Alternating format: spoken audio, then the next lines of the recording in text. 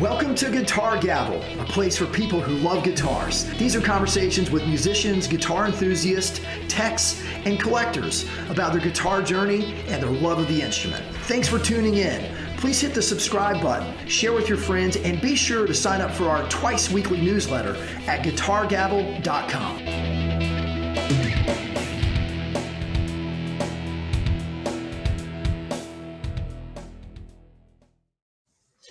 Hey everybody, this is David Still, and welcome to the Guitar Gavel podcast. I am so pleased and happy to have with me today for you guys, my friend Jonathan Spangler, CEO and founder of Ciari Guitars. We are buddies on LinkedIn, and we were able to connect in person in Anaheim at the NAMM show in 2022, where we're coming from today. That was just about a month ago.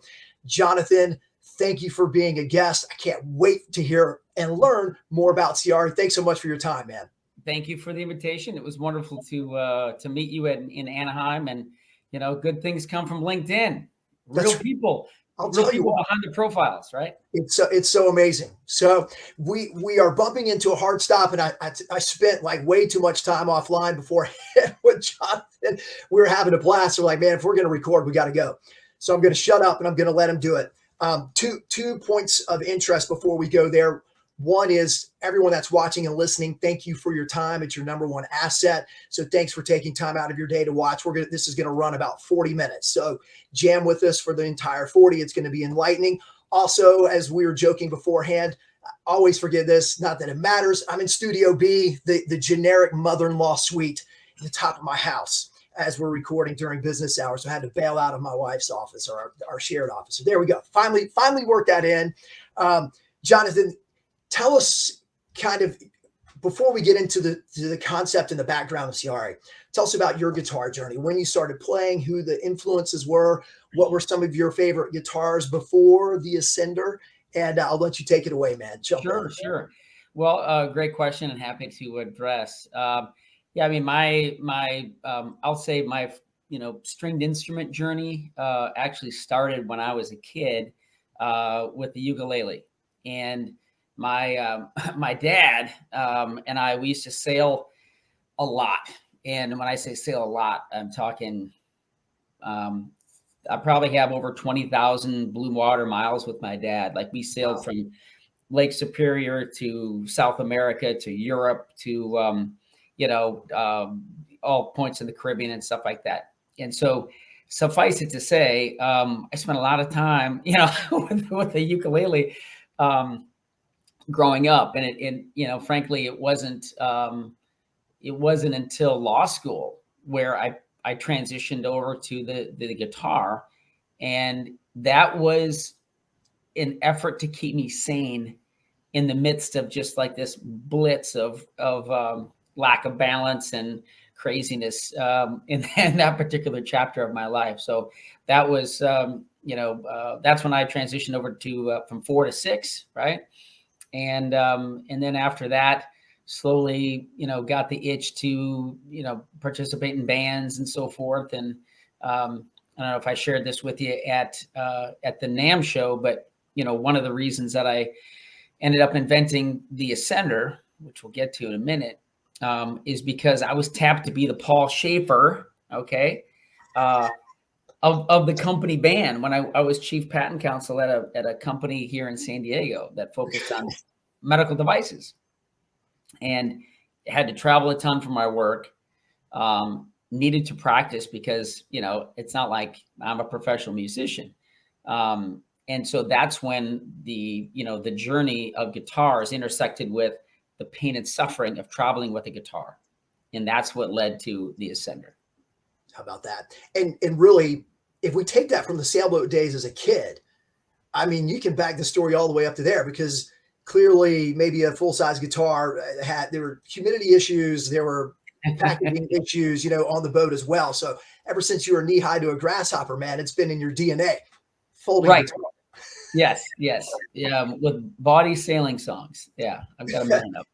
So when you in your heyday of travel, in your prime, you're traveling, 30 or 40 some odd times a year, and you were running into issues, clearly trying to take a guitar, as you were just describing. Was there an aha moment And did you try other travel guitars that didn't work, but was there an aha moment, or was it just kind of this linear over time, over the course of a few years? Man, something can be done about this. Describe what that was like. Sure, I would say the seminal moment for me and the overall the pain and suffering of guitar air travel, it came about where kind of a nutty side story, but I was invited to perform at a German metal festival. Okay. When I worked for this spine company, and so I did a 40-minute set of Johnny Cash for thousands of drunken German metalheads. Which you want a fun life experience? Try that once. I bet. And it was only because the owner of the festival worked with me, and so he put me on the bill. At any rate, as I flew from the U.S. to, I think it was Amsterdam, then Amsterdam to Munich, and then Munich to it was like this progressive multi-plane journey. And as we got further and further along, the plane size and the bin size kept going down, down, and down. And eventually my prized Martin, D35 Johnny Cash signature right here, yes, had to go under the plane. And even though it was the shortest duration leg in the journey, it felt like a nonstop to Australia. Like it was terrible. And that's when I thought I needed something else. And then it wasn't, it was later where surveying the various options at my disposal commercially, right, already out there, they all kind of missed the mark for what I personally wanted. And then my own, working advice to anybody really, for innovation is, study the friction in your day, solve it for you, you'll solve it for somebody else. And so it wasn't, any more cosmic than I don't like my options and maybe I should take my own advice. And you did. I don't always, but yeah, if I So what was that journey like? You've come up with, you're going to create, you're going to reinvent the hamster wheel. You're going to make something better than what is out there. And I'm sure I say this, to me, it was easier said than done. Oh yeah, we'll just, saw something off here, put some bolts in, right. No big deal. Detension the strings, can't be that hard. So when you, right. Yeah. That's a lot of laughs, man. Because it's so true though. I mean, it's classic. I mean, it's totally easier said than done.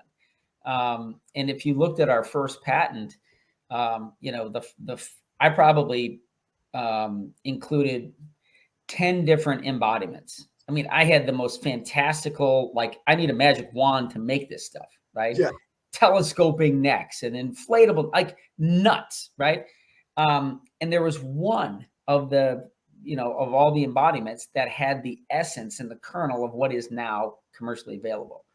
And the adage is, you throw a bunch of stuff against a wall and see what sticks. And yeah, I mean, it's part of the fun of innovating, the nonlinear process of ideation, which should be messy and shouldn't have rails to keep you in a tight box. But at the end of the day, if it cannot truly perform as a quality instrument when it's ready to go, who cares how clever it is? Right. Like, I don't want to waste my time, anybody's money, with a gimmick. And so our goal from the very beginning was to redefine and elevate the guitar mobility options to include something that was hyper convenient, like market leading in convenience, but also market leading as far as within the travel segment, the first pro level, pro play travel guitar. All right, so you've got basically your 10 different designs or whatever, you're throwing darts at the wall. What was that when you started talking to potential customers, other travelers, other musicians where this was a friction and a pain point, what feedback were they giving you? And were they giving you feedback, man, whatever it is, I'll buy it. Like, doesn't matter what it costs, or yeah, man, if you can do this, I'm all in, $600 retail. you know, Right. what were you hearing in those early days, and how many people did you have to talk to or thereabouts to kind of formulate the method? The plan, sure.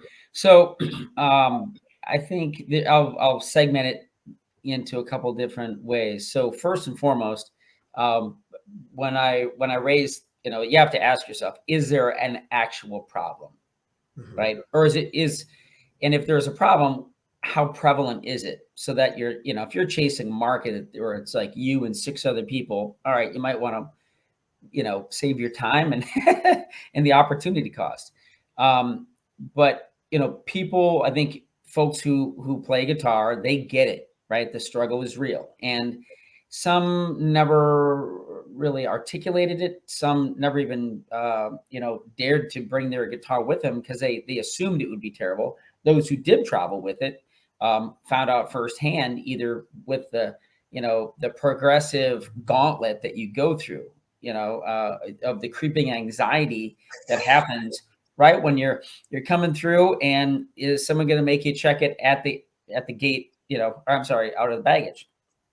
If you're lucky enough to get all the way in to your plane, now are you in a priority or the first few boarding sections? If you're not, it's the same anxiety that everybody knows when they're carrying on their roller bag, Yes. right? Yes. And it just, that sucks. In forgive my French, but it's like it's not that I mean, it's stressful. And so I think fundamentally people who know guitars and know what it's like, they appreciated that there was a problem. For investors and stuff like that, there was some head scratching, like, is this really a thing, kind of thing. But I never really questioned whether the problem was real. And even though this is a very opaque industry, very few, if any, public companies, there's enough anecdotal and or private data to suggest that, there's a decent subset of the overall market for travel, right? And the number of people who play guitar, who stick with it, like north of 80% will buy another guitar. So we went into this realizing that while travel may be a fairly small part of the overall pie, people buy guitars, right? Guitar acquisition syndrome, right? Yeah. You help people with gas. I don't have to tell you that's a thing. So anyway, but then I'll transition to the next thing, and that is the viability of the various designs. And we, I will maybe take a brief tangent here to say that, my background is medical device. I'm a biomedical engineer, double E minor, and I went to law school. So I've lived kind of at the intersection of helping innovators protect their good ideas. Focused predominantly in the medical device space.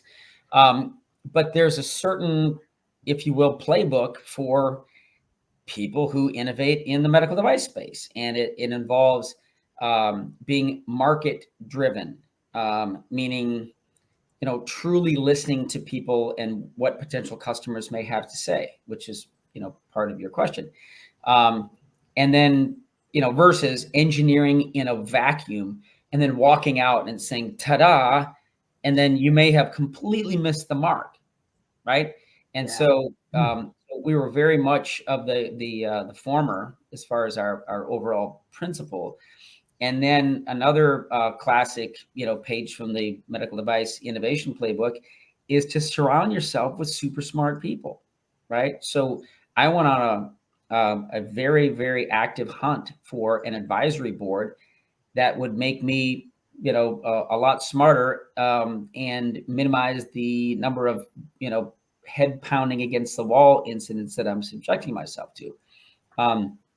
Examples: ex-head of sales or VP at Gibson, who now runs a label in Nashville, Rick Froyo. Guy named Jeffrey Cezanne, who was a GM at Guitar Center Hollywood at their flagship, right? Wow. He's now head of sales at a Aris Packaging that services this industry. Phenomenal human being. Joe Glazer, one of the top innovators and guitar techs and luthiers in Nashville, with respect globally, right? He's on our board, and I could go on, past that, but it was super critical to have not just super duper smart engineers, but luthiers who could ensure that we weren't, running down a technological wizardry hole without making sure that it's first and foremost a guitar that can be played and played well. So with that, two things. One thing you said that struck me was very fascinating, interesting, really good insight. And you mentioned to investors wondering if this is a thing for players, but the general description of travel anxiety is so true. That's That's very, that crosses all lines. Like everyone has experienced that, let alone if it's your baby or one of your babies. And I mean, guitars that you're rolling with, it's like through the roof. Yeah. I mean, you're bad enough with an overnight, a dot kit and like a good shirt for the next day. They're freaking out, man. What's going to happen here? Right.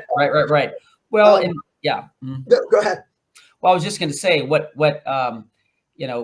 for the investors, a lot of times, even if they weren't guitar players, the notion that guitarists were stealing their bin space, what does that do to you? That's what made it real. And they're like, oh yeah, you stinkers, and so it finding something that's relatable was important. Yeah. So true. All right. Well, you were starting to go there with your advisory board and the engineering and your background there. And I'm really fascinated. So I want to be mindful of our time. Man, I know we could do this for 2 hours. We may have to do a version 2.0 because I really would like to hear about the R&D and the engineering. And I'll kind of guide you if you go way in the weeds, but I kind of want you to, man. I'm really fascinated with that process, and just watching some of the information, the videos on your website about what's going into the product is clearly like, space age kind of stuff in many ways to someone who's not an engineer. So if you don't mind, take a few minutes, and maybe this is a good time to demo one or, both of the guitars that you've got, and show some of those components and how that works. But I'm fascinated. Sure. How in the world did you find those guys that were like made the first little designs and started to prototype things? Yeah. Well, it just so happened that I found my original prototype earlier today. I was cleaning out a closet here. So go for it. I'm going to make you full screen when you come back. Yeah, I will. But this is, first things first, we went through a ton of different design iterations for the hinge. And so this was, this is one version. We had probably 5 or 6 different PLA models that we engineered up and brought to bear. And with these, again, we probably had 4 or 5 of these different versions of the hinges. We actually met with guitarists, with luthiers to get their feedback on what would you feel, what are your thoughts on the playability, and does it matter that you can actually feel a little bit of the surface interruptions on the back? And that's how we ended up going with the hinge design that we currently have. This unceremoniously, but this is this was the actual first prototype, and you can see that there are certain things. This was the floating tailpiece that can traverse on these little springs, the string rollers that help the strings come up over the bridge, and then off you go to the nut. Anyway, this was wildly crude. This was our first actuator, like being able to you'd have to throw this over here. Not the easiest to operate. So did you put that together? That prototype, was that you? No, that was an engineering company that I engaged back in 2016. And so after I quit my job as chief patent counsel for that medical company I was referencing earlier, and took basically burned the boat, and and that's when I started putting my time and capital to work, and then got past the feasibility before I even thought of accepting any other capital from investors. I treasure friends over money, 100 out of 100 times. And so it wasn't until we de-risked it by establishing fundamental feasibility, that's when, things really started to take off. And that was in 2017, 2018. Okay. I was going to say it's completely unfair that you're an engineer-minded, an attorney. Oh, and you actually just built this in your backyard. No. All right, man, this is ridiculous, Jonathan. We're done. Yeah, well, no, it definitely wasn't. It wasn't that. And I credit the engineers that I did hire and brought on board. Some colleagues that I worked with back at that medical company. Who this guitar would never have come as far as it has without a team of super bright people behind me. Once you got the prototype and taking it to the next phase, were you still working with that engineering team, or was it time for a new team? And if so, how did you find them? Sure. Well, the output of that first fundamental engineering exercise was a prototype, and this is a fun one because it was the Monday before the NAMM show in 2018. Okay. The Monday before the NAMM show. NAMM show starts on a Thursday, right? I got a text while I was on a plane in Mexico, and our one of my team members sent this small video saying, "Hey, the new prototype, we just assembled it. It looks great." And I thought, "Holy smokes, I'm going to NAMM," right? And so I booked a very small meeting room while we were on the tarmac, and by the time I landed, I had a kind of a not angry, but certainly a very perplexed call from NAMM saying, what are you doing? Right? Like, who are you? And why did you mean to, get a booth at the last minute? And I said, yeah, I wanted to come and get feedback. Right. Yeah. And specifically feedback from Joe Glazer, who I referenced earlier. He's the master of all things Plek. Right. And I knew that if Joe Glazer said it was pleckable, then we stood at least a fighting chance. And if he said it's not pleckable, I was willing to, and I'd already accepted the possibility that if he said no, I was going to, chalk it up to an interesting little tangent in my life. But then I was just going to put it in a closet and walk away. Yeah. At any rate, I really love the fact that we got this. We're the last, again, the very last exhibitor to get a spot at NAMM.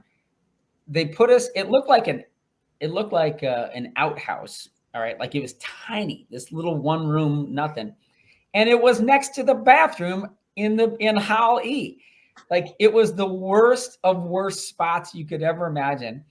But it gave us legitimate ability to get feedback. I didn't want to be a carpetbagger, walk in and like open my jacket and ask people.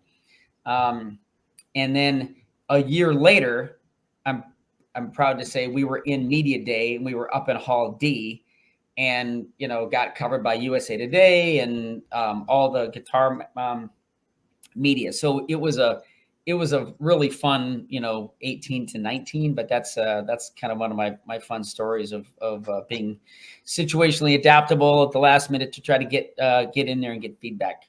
That's so great. I'll kind of piggyback on that from a lot of the guitars that I've wrote about,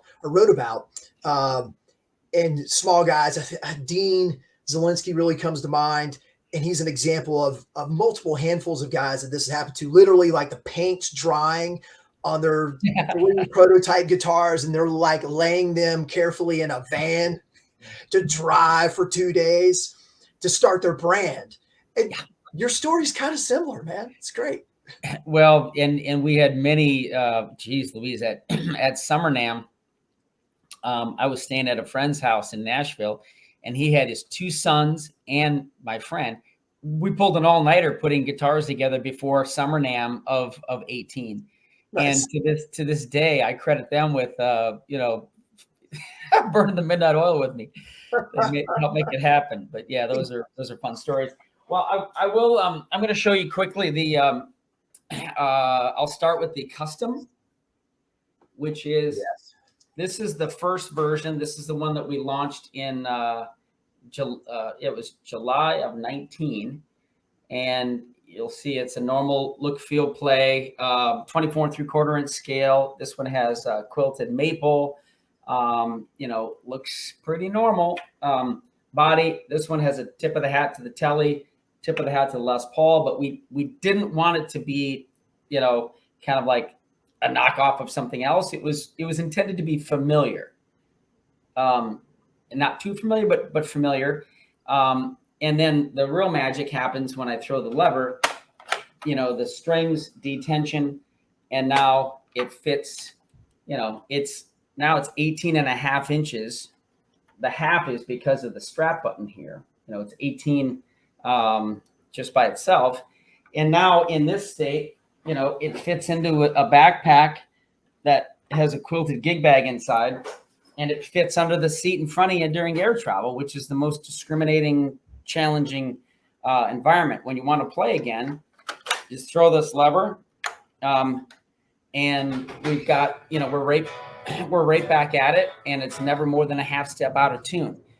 And so this is the Ascender Custom. As I mentioned, if you want to change the strings, just pop this plexiglass off the back. You can see there's a lot of stuff going on there. Yes. But you know, we wanted to showcase it much like a call it a high-end watch, you know. Yeah. And yet not distract from the you know, from the guitarist plying their craft in the moment. You know, we didn't want it to be like some weird looking guitar that would somehow distract from the music that they're trying to create. I'm going to interject for just 1 second, Jonathan, because I mean this wholeheartedly. Okay, I'm not blowing smoke. Your nod to the Telly and your nod to the Les Paul has been attempted a million times. Yeah. And I don't. Oftentimes, I won't say more often than not. I don't know. I mean, you know, this is my opinion.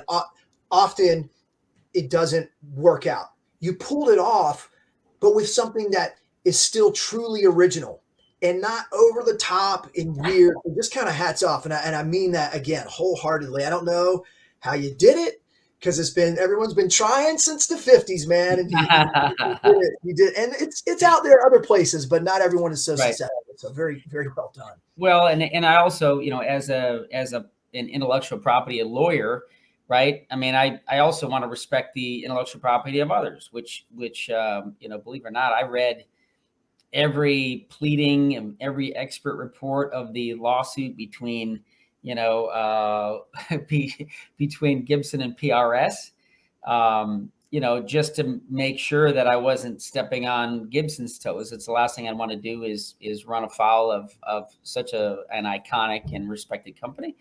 And so thank you for the kind words. I will transition, you know, as excited as I am about, you know, and still am about our custom.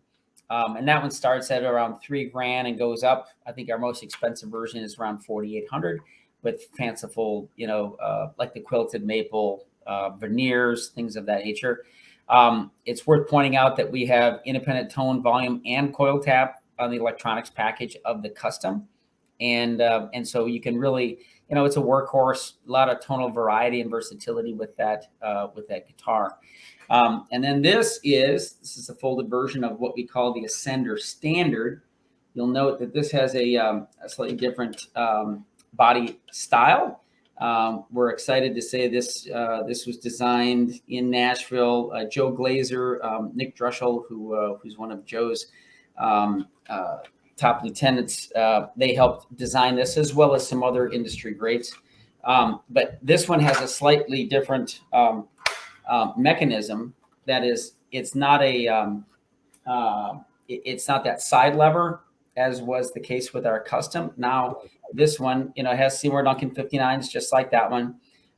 It has master tone and trying to do this backwards, master tone and volume, and I think a kind of we call it like a implied forward motion. The waist is somewhat canted, so this one is ahead of the bottom, and so we're really pleased with the way it looks. This mechanism is super easy. It's just like that. Wow. And then the strings kind of follow the fold. They rest in these little slots in here. And then what was I going to mention? Yeah. Oh, the best part. An exciting part. I referenced sailing earlier, right? Yes.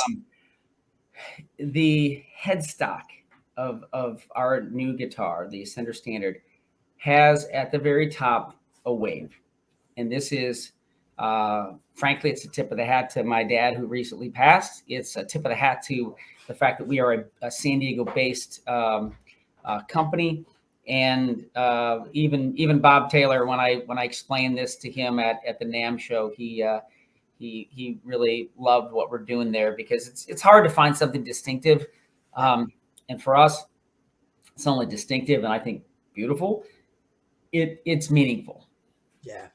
Yeah. That story, it's so impactful and it's so important. Otherwise, it's just another headstock trying to be, differentiate yourself. Yep. So, all right, we'll go into some of the technology and I'll make myself back on the screen here. You've got some pretty cool terms: actuator, plex system, V grooves, and you're a patent attorney, and you got some patents on this stuff, because as much as it is a guitar, there's a lot of technology that's in it. Yeah. And you could almost, I'm not putting words in your mouth, but one way to come at it could be, well, we're a technology company first and a guitar company second.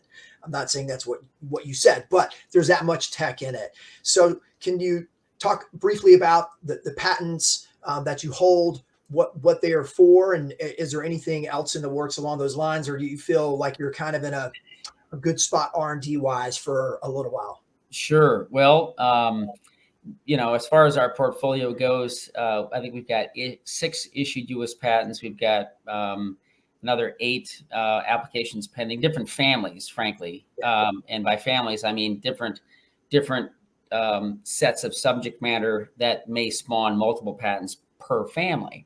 And then we also have international protection on the hinge. And really the hinge is the hardest part, and it's also the most vital part, right? So we spent a ton of time really perfecting the hinge to make sure that every time it's going to come right back to baseline. And that's frankly what, going back to the story of Joe Glazer, when I sought his input, he looked at it, first things out of his mouth, he said, "You're freaking nuts," right? Not "Hello, I'm Joe." It was looked at this and said, "You're freaking nuts." And then after he said that, he said, "Here, let me try this." So he plecked it. And of course, for people out there, they, plecked, you get a qualitative assessment of the topography of a the action of your neck, right? And the frets and all that stuff. He, tuned it up, put it there, brought it out, folded it, put it back in, and every single time came back to baseline. And that's where he said, "All right, I think you're onto something." And that was the start of our relationship, which is now a friendship, I'm happy to say. So at any rate, while it started there, we have come up with alternate, improvements and embodiments, and the Ascender Standard reflects that, right? The different mechanism, it's lighter. It's about a pound. The Ascender Standard is a pound lighter than the Ascender Custom. We have multiple patents on accessories that, you know, we've got some fun stuff because there's never been a guitar that folds down into the size of a uke. So all of a sudden you've got these interesting creative opportunities to live at the intersection of, you know, really cool cases that have a different form factor because they're for a guitar that goes in half. And maybe you want to be able to display that to people. Maybe you want to have a baked in, you know, amplifier. So you're not toting around a mini amp, or even though I'm a huge fan of the Boss Waza Airs, you know, a lot of different things there. One thing that I'm super excited to relay that is much more out in the universe is our music oasis. And, you know, I have from the very beginning viewed Ciari as we're an innovation company focused on MI. And what does that do for us? You know, we're protecting our innovations. If at such time we end up, you know, partnering with and/or getting acquired by some incumbent, you know, it will command a multiple, because that's what patents do. You force people to kind of go through and pay the toll for something that took you a lot of time and capital, right? And along those lines, on the Music Oasis, this is something that, you know, I had a dream years ago. Wow, wouldn't it be nice to actually have a guitar lounge in an airport? And I approached the local airport here in San Diego. They thought I was nuts. They, you know, they were polite, but they were like, yeah, you know, good luck with that. And finally, we had an opportunity to apply for the San Diego Innovation Lab, and they're one of very few airports that have an innovation incubator to support companies, startups that want to serve the airline ecosystem. And we, lo and behold, we were one of 13 companies that were admitted to that cohort 2019 out of hundreds of applicants. And of those, only 2 were invited to get long-term contracts. And so we created what we call the Music Oasis. It's a guitar lounge in airport that has, you know, guitars under glass. An attendant will help. All right, David, you're traveling from San Diego back to Charlotte today. You know, if you have some time, here's some headphones. Enjoy your time. And it allows people to chill. It allows people to, you know, to frankly relax in a very stressful environment for many. We partnered with the arts program, so we would have artists who would perform at this guitar lounge. We're talking in terminal, so it's not out in baggage. Like, this is through security, right? So before or between flights, people could enjoy, you know, great local artists, what have you. And then now we are actually evolving to the point where we are going to be an in-airport MI retailer. Wow. It's exciting, David, because now because now we can sell other people's MI products, other companies' MI products, and we're a retailer. And so we had some great meetings at NAMM with some names that everybody knows out there, who find this a very keen and intriguing prospect. So we're exchanging agreements, working through terms, and we're mapping out a plan not only in San Diego but in other airports where, you know, we could be. You know, the Music Oasis is where you go when you're in an airport to get strings, accessories, ukulele, travel guitar, mini amps, pedal board, whatever. Fun. And those Boss headphones too. You had those at the NAMM booth, man. Wow, those are unbelievable. Yeah. I mean, huge fan. Yeah. So we've got just a couple more minutes, and are there any? So I just want you to kind of give your parting thoughts, and then I'll wrap us up.